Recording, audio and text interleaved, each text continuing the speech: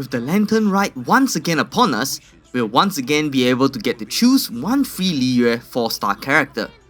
As more Liyue characters are released each year, it becomes harder and harder to decide who to get. For older players, we can simply choose characters that we don't already have C6 for, but for newer players who might not even have any of the characters, it becomes a tough decision. So, for today's video, I'll be covering which are the 4 stars I would recommend to get in this time's event. I'll touch on the base C0 4 stars for the newer players, as well as their notable constellations for older ones. Without further ado, let's begin. Okay, let's get this out of the way first. If you don't have Xingqiu, his constellation 6, or Xiangling's constellation 6, just get theirs first.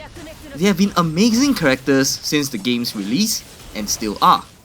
For Xingqiu, he's still one of the best off-field Hydra applicators today on many different teams, but his constellations only make him way better.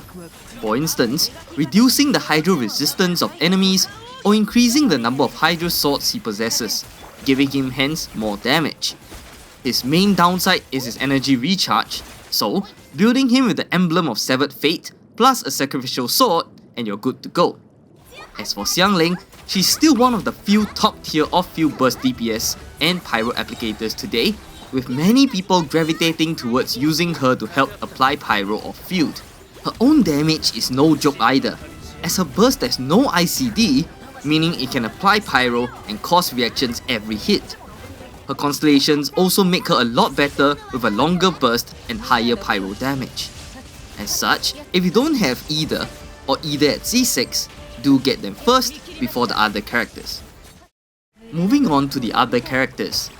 Firstly, I'd recommend Ningguang, but only up to a maximum of a constellation 2. Reason being, while Ningguang herself and her damage hasn't really been viable for a very long time, her constellations mostly maximizes her damage while also providing some elemental resistance to the team, which isn't very good today. She is usable again however, for one reason: Lunar Crystallize. Currently, Ningguang is still the only Geo Catalyst user, and being a Catalyst user means that she can easily be a driver and apply Geo, of course subject to ICD, to trigger the Lunar Crystallize reaction. As such, she's one of the best candidates for Lunar Crystallize, able to apply Geo without being subject to her skill and burst cooldowns. That said, I still recommend to only get Ningguang to her constellation 2, as it reduces the cooldown of a Jade Shield or elemental skill in that case if it is destroyed, and trust me, it will get destroyed a lot. A Jade Screen is still useful for Lunar Crystallize as it does apply Geo when used and also counts as a Geo construct, making it good to resonate with Zhongli's pillars to proc more Lunar Crystallize. In short, I only recommend her if you have Columbina to use the Lunar Crystallize reaction with. Secondly, I also recommend Yanfei. Even though she was released about 3 years ago, she's still really strong today, especially since the release of Furina, who allows Yanfei to use the Marechese Hunter artifact set, which increases her normal and charged attacks, but also provides her with crit rate when her HP changes, thereby allowing you to focus more on building crit damage. With the right supports, she continues to be a very viable pyro DPS, a good substitute especially if you are lacking other 5-star pyro DPSs. Her constellations primarily reduce her charge attack stamina cost and also allows for more Scarlet Seals to be accumulated, which when consumed increases her pyro damage. A notable constellation is her constellation 4, which also provides her with a shield when her burst is used. This makes Yanfei pretty self-sustaining, especially since you want a shield in a Furina HP draining team to prevent more health from being lost to the enemy. Thirdly, I would recommend Gaming. Similar to Yanfei, despite being a 4-star character, Gaming's damage as a pyro DPS is great, being able to do quite good damage even though my artifacts for him are quite bad. Plunge attacks generally have a higher multiplier, so it definitely helps when you do reactions with him. The constellation that you definitely want to go for if you want to use him as a pyro DPS is a C6, as it increases the crit rate and crit damage of his plunging attacks, so as an on-field DPS, it will be perfect. Personally, I don't really like his playstyle as much, as I feel that it's a little bit wonky to wait for his skill to be regenerated before he can use his plunge attack. it's just not as smooth as the 5-star Veresa. But that said, he's still very good if you're lacking a good pyro DPS.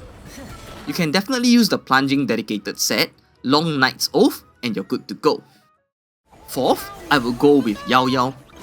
In the roster of Dendro characters, there are currently only 2 Dendro healers, Baizu and Yao Yao.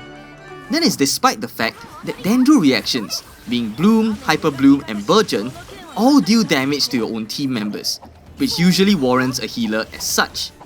Yao Yao, being one of the only 2 Dendro healers, makes her amazing as she can easily heal and apply Dendro with a skill off-field, and then become an on-field Dendro driver when the Elemental Burst is up.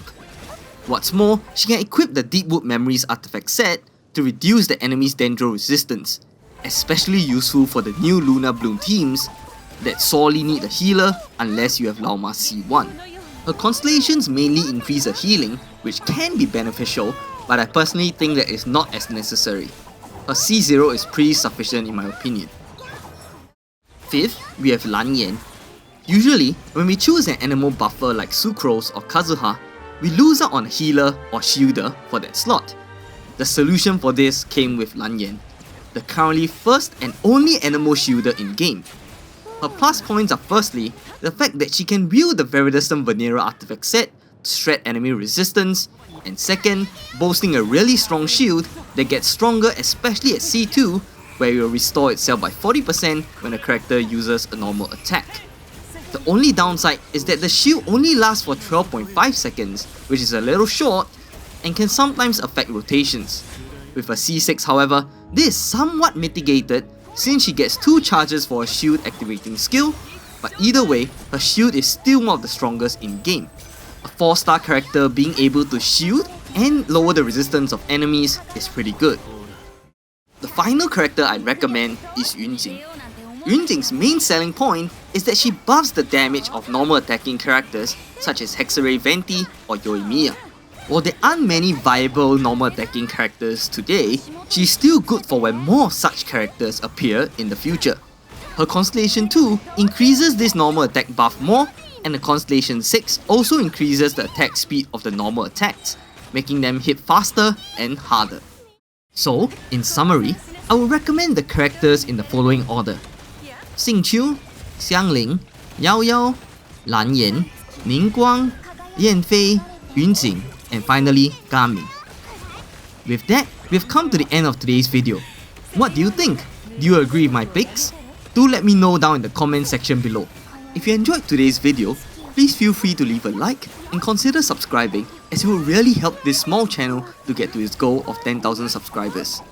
Once again, thank you so much and see you again next time. Thank you so much for watching today's video. If you wish to find out which traveler has the best element, click the video on the right. If you'd like to see my other Genshin Impact videos, please click the playlist on the left. Once again, thank you so much and see you again next time. Bye bye.